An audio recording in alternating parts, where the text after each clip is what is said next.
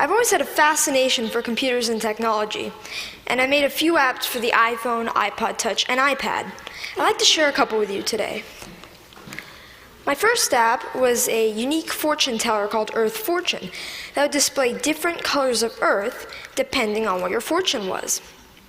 And my favorite and most successful app is Bustin' Jeeber, which is a Justin Bieber whack-a-mole.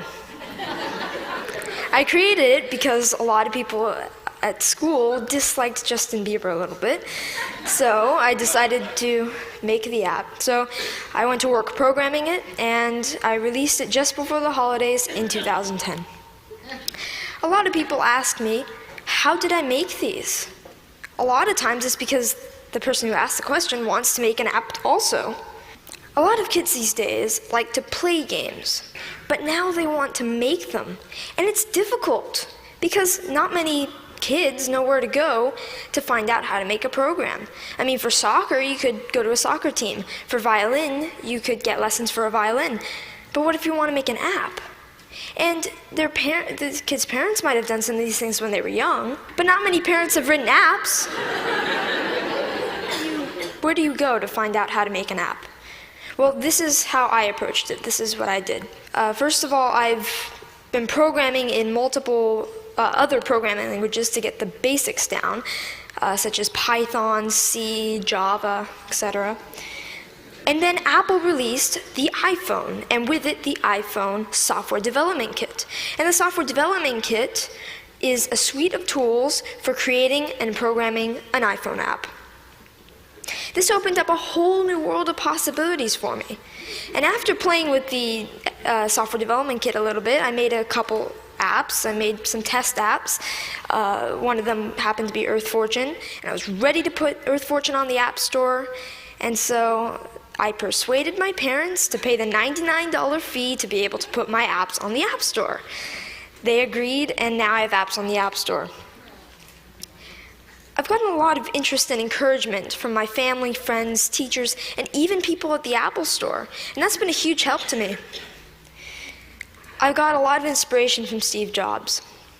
And I started an app club at school, and a teacher at my school is kindly sponsoring my app club. Any student at my school can come and learn how to design an app. This is so I can share my experiences with others. There's these programs called the iPad Pilot Program, and some districts have them. I'm fortunate enough to be part of one. A big challenge is, how should the iPads be used, and what apps should we put on the iPads? So we're getting feedback from teachers at the school to see what kind of apps they'd like. When we design the app and we sell it, it will be free to local districts and other districts that we sell to. All the money from that will go into the local ed foundations. These days, students usually know a little bit more than teachers with the technology. So, sorry.